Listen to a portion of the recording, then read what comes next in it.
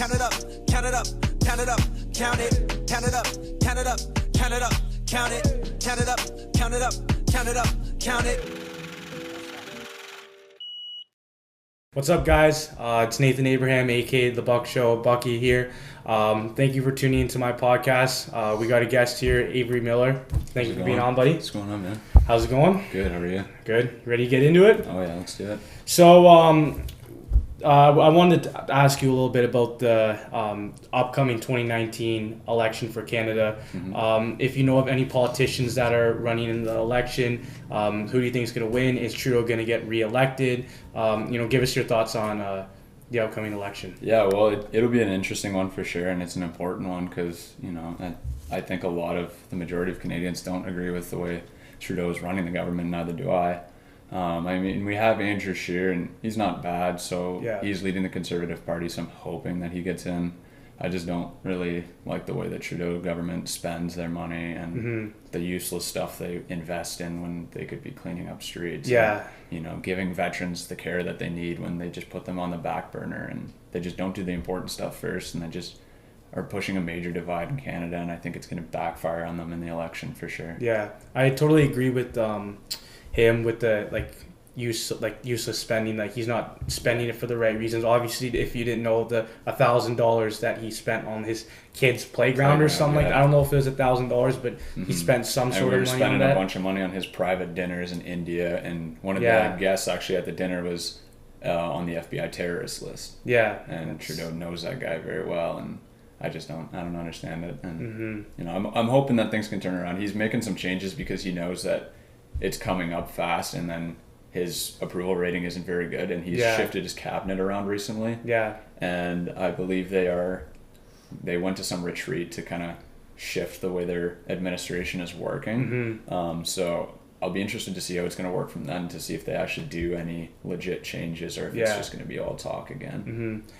Do you believe that in the 2019 election, obviously you're saying that he's trying to make changes because, it's coming up soon. Do you think that he will get re-elected? Do you think he has an opportunity to change his reputation right now, or do you think it'll be too late? Do you think that people are going to move on and be like, I don't want you to? Yeah, so I personally think that people are going to move on.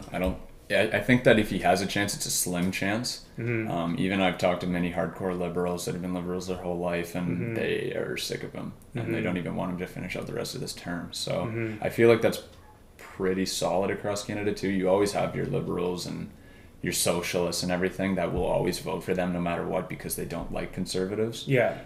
So he's still going to get a lot of votes, and it'll be close for sure. Yeah. But I think that it'll be his last year for sure. If there's any pros or any positive things that he's done for the country of Canada, what would that be? It's hard to think about it because there's so many. I don't know. I think the one good thing that he did a little bit ago, there was an incident when the U.S. Embassy was moved in Israel from Tel Aviv to Jerusalem. There was huge protests on the Gaza Strip because the Palestine-Israel thing is such a huge thing. Yeah. And there was protests, and there's actually a Canadian medic that went there. And she was just there to help people because she knew that the thing was going to turn out violent. And she was actually shot and killed by Israeli snipers. And he stood up to the Israeli government, and that stuff is good. I mean, if he's protecting Canadians like that, then I'm all for it, but I just don't see him doing that on a consistent basis. It does it in situations like that. Yeah. But he doesn't protect the Canadians at home as much as I think he should. Yeah. But I think if there's a pro for me about Justin Trudeau, I'd say that he's really open, he's diverse, he's and accepting. That's the thing too that's good. I mean, we do have to have a diverse country, and there has to be room for everybody, and I totally agree with that. I just think that he takes things overboard a lot. Yeah. And I feel like we are looked at very weak now because he says certain things in the media that backfire on him very quickly because his initial thought is, I have to be politically correct. Yeah. So when he says certain things, we're looked at very it's Canada being stupid again, or Canada's being soft or something like that, It's kind of... Well, what are your thoughts on Andrew Scheer? Do you think that... He's not bad. I mean, yeah, he's all right. He's pretty good. I'll be voting for him because I'm a conservative and I have conservative views. But there's a few things that I would like to change about him. But he's the better pick for sure, I think. Right. Now let's go on to, like I say, we could talk about the U.S. obviously Donald Trump got elected in 2017. Well, 2016, and he became president in 2017.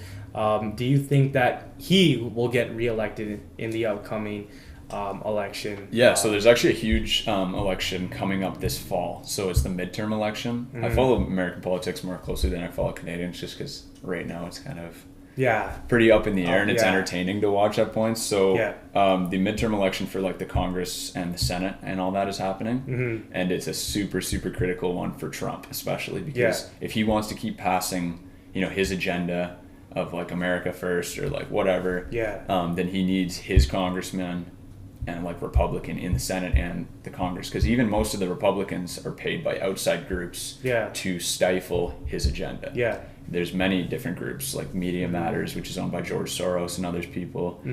They pay large amounts to these congressmen and women, and they just file it under campaign donations. And they are paid to basically stifle his agenda. So he needs to have the right people. So what he's doing now, he's basically back on the campaign trail, promoting people that are going to promote his agenda in Congress and Senate. So that's the one that I got my eye on the most right now, because it's going to be really pivotal. But the Democrats, they're losing their platform. They don't. Basically, the only thing they're running on is we want to impeach Trump, we want open borders, and like that's it. And I think that Trump, in my opinion, he's done like a good job in some things. Like I think he's very, like, maturity wise, he's not mature. I think he's done a lot of things that are like rude and like So like, I mean, when you say you're a Trump supporter or whatever, like I wouldn't even consider myself like a hardcore supporter or anything. Like, I agree with most of his agenda. There's a lot of things that I don't agree with. Right, like when he talks out, some of the times that he does, like it's funny. But you also have to conduct yourself in a very professional manner. You're in charge of the most powerful country in the world. You can take out a country in seconds.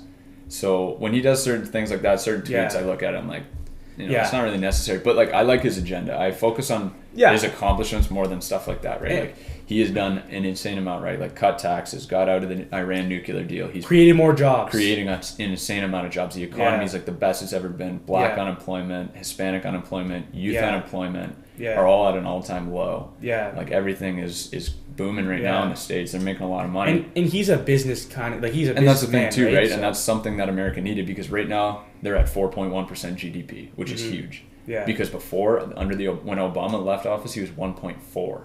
So to go from 1.4 to 4.1 when everybody says he's not going to do anything with the economy, and it's, whether you like him or not, you can't be mad at keeping more money in your paychecks with the tax cuts and a good economy. Like I get a lot of people don't like him because of the dumb stuff he does, but and I think that, like I said, I think he's a really good president. I think he's done a good job, and like a lot of the things like you just listed are good for the country. And what I like is that he's America first. He doesn't he cares about his country. He wants it to be a lot better. But I think that there's a lot of things, like I feel like taking shots at athletes and all the things, I think that's kind of unprofessional. It's a waste of time is what it is. And I think that he needs to avoid those kind of things and be more like I'm not, like, with me, I'm kind of up in the air. Like I have, obviously there's people who don't like Trump and there's people who do love Trump. But like I don't really focus on US politics as much as I focus on Canadian politics. I focus more on my country. But that's one thing that I, like you said, for like America first, right? That's something that I wish our prime minister had, was Canada first. Not worrying about giving money to all these other countries. And there is a time for that. Like Syria. Syria needs to be rebuilt. Like the U.S., the CIA went in 2011, and they orchestrated the Arab Spring that took down all the major Arab governments in the Middle East, and that was a CIA like psyop. And then it caused this huge refugee influx, and then the U.S. slowly kept putting troops into Syria and the surrounding countries to gain more control. They destabilized that whole country, and now look at where we are. The Syrian government has taken back almost all of the land. And so stuff like that, I mean, like, we were part of that destruction in that country, so that's something that I think, like, if you're part of a destruction, you should be able to pay it back, right? You can't just go in, like the States, be the war machine, mess everything up, and then just leave and say, oh, it's their fault, right? I don't agree with that. I'm just gonna turn this off. Sorry about that, guys. We just I just had to get a phone call. You know, Buck Nation's always getting calls. Buck Nation's always being bothered. So Buck Nation's always got to answer when the phone rings. But busy man. Yeah, busy man. I am. Very true. Back to the discussion. So you're big into foreign policies. If you could give us a little taste on like what's going on currently. Yeah, for sure. There's lots going on right now. I mean, like the Middle East is always a very hot topic for foreign policy. Mm-hmm. So right now, basically, Syria is one of the biggest news. Is Syria is moving in, and they're almost taking back all their land. Mm-hmm. And there is a little strip of land in between Syria and Israel. Mm-hmm. And there's been a few wars fought between the two countries, like one back in 1967. Mm-hmm. And then in the 70s and 80s, and then there was one where Israel actually invaded Lebanon back in, I think, 2006 or so. Mm-hmm. So there's this land in between the two countries was originally owned by Syria. The Israelis took it over in the 60s. It's called the Golan Heights. So basically it's just this huge like mountaintop.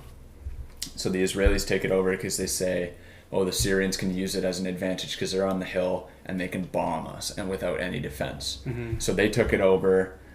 Nobody said anything.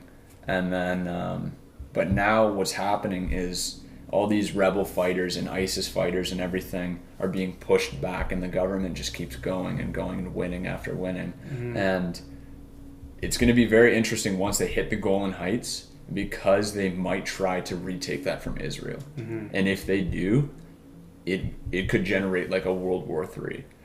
Because if you attack Israel, that automatically means you attack the U.S. Mm-hmm. If you attack the U.S., then we will get dragged into it. The British will get dragged into it. The French, everybody. So I'm interested to see how close they're going to get to the Golan Heights. I know today actually, John Bolton, who is Trump's national security advisor, who's a huge war hawk, he was meeting with the Israeli prime minister today to talk about stuff like that. So I'm interested to see what the U.S. response is going to be, or how far the Syrians are actually going to push it, because the Syrians are also backed by the Russians, the Chinese, and the Iranians. So those are three people we don't really want to mess with, even though the U.S. wants to mess with Iran, but not Russia and China. Mm-hmm.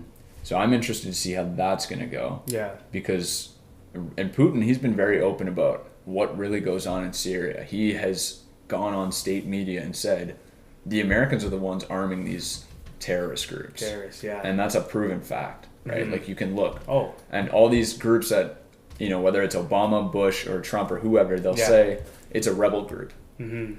But then once you look more into it, it's either turns out that they're not a rebel group and they're actually a terrorist group, or they're affiliated with terrorist groups like Al-Nusra Front.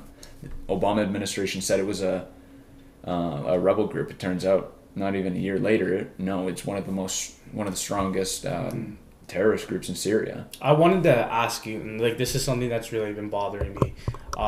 Something that me and my friends always talk about. It's the Hillary Clinton email. I've watched that on YouTube, and it's bothered me because it's like, she was running for president, and the emails are legit.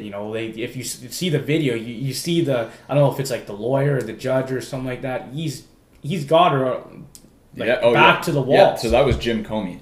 He was the FBI director, and the whole thing of this email thing, because it ties into the current investigation into the Trump campaign right now. Yeah. So what happened was, back in the election, when it was early on, I think it was in May, June, July, in like that period. Mm-hmm.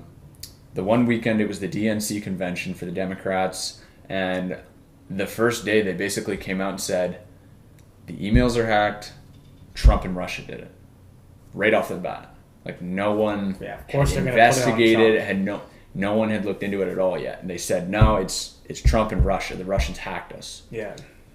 If you look back at the origins, so they said they were hacked.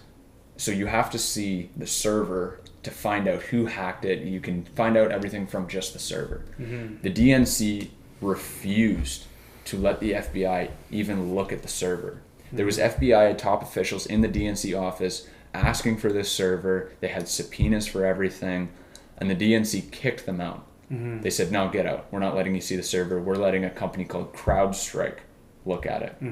CrowdStrike is like a computer company or something like that. They do investigations into hacking and stuff, but they're on the DNC pay list, and they donate to the DNC too. So how can anyone trust that this company that's funded by the Democrats is going to do a legit job and tell us who actually hacked?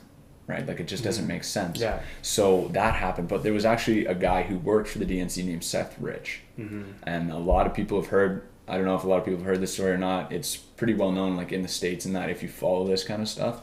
So he was employed by the DNC, and he was shot twice in the back, and they said it was a robbery, but he had his cell phone on him, his wallet, and everything. Yeah. Nothing was taken from him. Yeah. He worked for the DNC, and they believe, a lot of people believe, and the evidence is pretty strong that all he did was put a USB stick in, download a bunch of files, and then release it. Give it to WikiLeaks and release it. And Julian Assange, who's the owner of WikiLeaks, went on a few different news televisions and stuff, and he said, our sources take certain risks. And he mentioned Seth Rich by name. And he says, I'm not going to say if he was our source or not, but our sources takes risks. So he's implying that Seth Rich was killed because he was the one who pulled the files from the DNC server. So then that happens, they stifle that, and they just push this Russia collusion narrative, which you see it everywhere, especially in the liberal media. CNN, MSNBC, stuff like that. The only thing you hear 24 hours a day is Russia, Russia, Russia did this, Russia did that, Russia's bad. And Russia has admitted many times they didn't do it. So then July 4th weekend, Director Comey interviewed him and an agent named Peter Strzok, who was head of counterintelligence, interviewed Hillary Clinton over the long weekend, not under oath.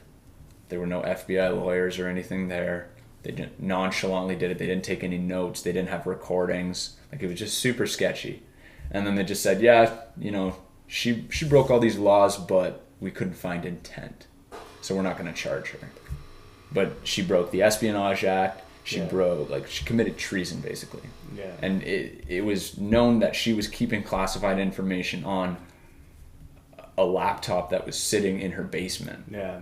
If you have classified information, you have to, one, use a government email, which she was not. She was using a personal email and emailing classified information through a personal email. Yeah. And then she was also keeping it in the open in her basement. Yeah. So she broke so many laws, but then they said, no, you know what? We're not going to charge her. Yeah. And then they said that, we're opening an investigation into Trump collusion with the Russians. So they started that on July 31st. And on July 31st, James Comey, Peter Strzok, and an FBI lawyer named Lisa Page, who Peter Strzok was having an affair with at the FBI. I want to ask you one question on the James Comey thing. Yep. Obviously he got fired a couple of months ago. Yeah. What happened with that? So that leads from the collusion investigation. So they started this investigation, and that was going in through the campaign. Trump won.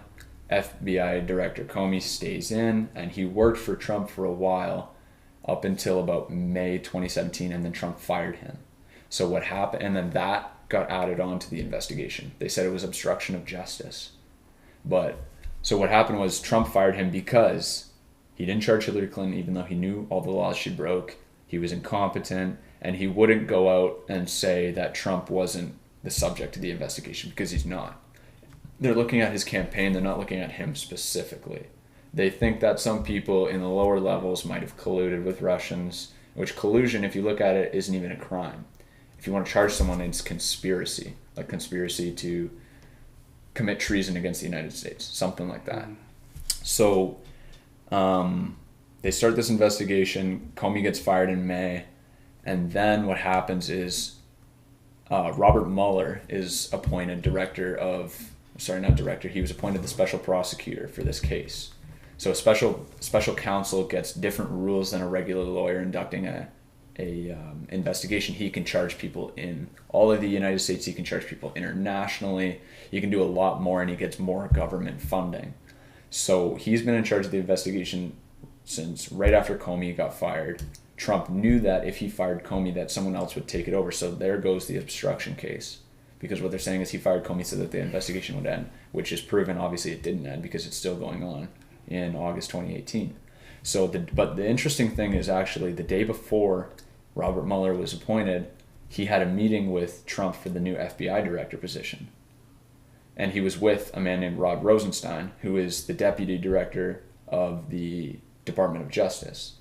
And he met with him for the FBI job, even though they have certain rules. So if you serve under 2 presidents or something like that, you can't you can't go for like a 3rd term. And so he was in this interview, even though he couldn't have possibly even got the job. So a lot of people have questions about what really went on in there, because if you look at the way this investigation has played out, it's basically proven that Trump didn't do anything. There is people that are being charged, but they're charged with stuff that have nothing to do with the investigation. This guy named Paul Manafort, he's on trial right now, and everybody's making a big deal about it, saying, oh, that's the smoking gun right there. He colluded with the Ukrainian government, and it's admitted that he got all this money from lobbying firms. But if you look at that, actually, those charges were from 2005. They were dropped then by Rod Rosenstein, who is the deputy director now. So he's the one who's bringing these charges back, because he is the one who Robert Mueller reports to. So he exonerated him, said, oh, we don't need to charge him in 2005. And now when it's against Trump in 2018, he said, oh, we're going to charge him with these same crimes that I put to rest. Mm-hmm. So that's an interesting thing, but we'll go into that another time. But so Robert Mueller takes over the investigation, and over the course, it's basically, like I said, nothing has came out about the Trump campaign colluding with the Russians. But what has come out is all of the corruption under the Obama administration that ties into this this investigation.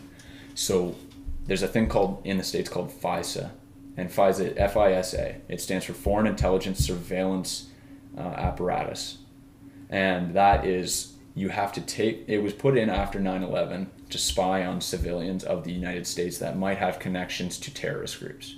So it's a secret court. So you have to be in certain positions of like the FBI, the CIA, DOJ, stuff like that, to go and get one of these warrants. Mm-hmm. You have to present evidence to get warrants, and then they wiretap you. They follow you around. They get videos of you walking in the streets from cameras everywhere, and the NSA will give it to the special prosecutor or the FISA judges.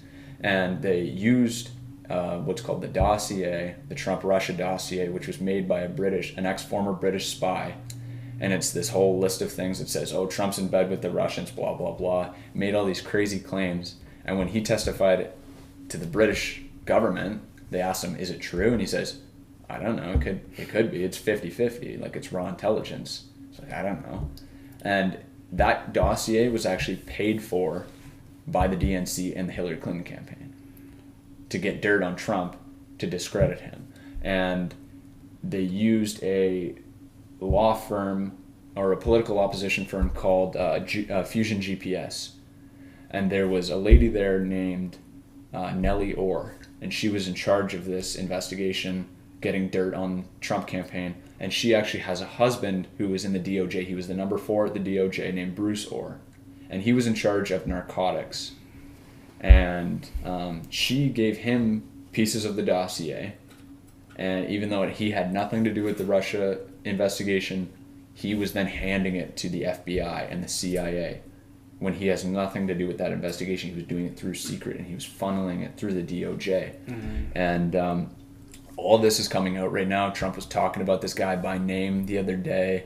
And so all these crimes committed by the other side, they spied on him illegally. Yeah. They are admitting that they put CIA and FBI informants in his campaign to taunt people, to say, hey, I can get you dirt on Hillary through the Russians. I was just going to say, and obviously, there's a lot of scrutiny that Trump gets.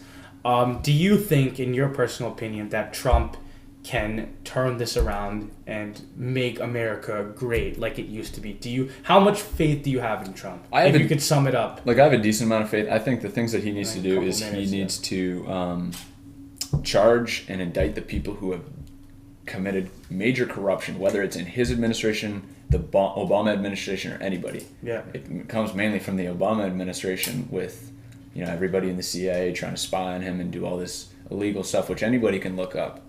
Like, it's admitted that the Obama administration, over anybody, mass surveilled everybody through the NSA and the CIA. And the director of the NSA lied about it, but he never got charged. Like, all these people, these bureaucrats that are unelected, they can do whatever they want, then they admit it under, they say that they didn't do it under oath, and then they never get charged. But if you or I did half of this stuff, we'd be thrown in jail for the rest of our lives. So I think what he needs to do is he needs to set the precedent that, like, I'm the new boss in town. Like, we're not going to deal with this corruption. If you commit a crime, you're going to be treated like everybody else. You're not going to get safe haven just because you're a politician. So I think he needs to do that, and I also think that he needs to pull the troops out of the U.S. or out of Syria and out of the Middle East, bring them home. Like, there's no need to constantly have troops all across the world. Like, it's ridiculous. Do you have faith, though, that he's going to turn this around? See, that's the thing. Like, these people at the top who love war and who make money off of war, they don't want him to. So if he truly deep down wants to do this, he's going to have a tough battle, and you can see it folding out right now. He's got people around him like John Bolton, Mike Pompeo. All these guys are war hawks. They are associated with different groups that make money off of war, like defense contractors and stuff like that. So, like I said, if he wants to, it's going to be a tough battle, but I'm interested to see where things are going with, like I said, foreign policy and the Russia investigation. Like, the Russia investigation ties directly into the ties with U.S. and Russia right there. They're at an all-time low because of this crazy investigation. Yeah. Well, I appreciate you coming and taking your time to thanks a lot, man. Have a discussion. We'll have more, maybe potential conspiracy theories that come out. Yeah, for sure. But thank you guys for listening. If you listen to the whole thing, thank you for watching. Your time is greatly appreciated. And stay tuned. There's more things going to come up, more discussion videos. So stay tuned. We're trying to cover everything, and we're trying to have a wider set of audience. We don't want strictly to talk about one thing, because we know that not everyone likes the same thing as we do. But yeah, thank you for watching the Buck Show, and I'll see you guys next time. Peace. See ya.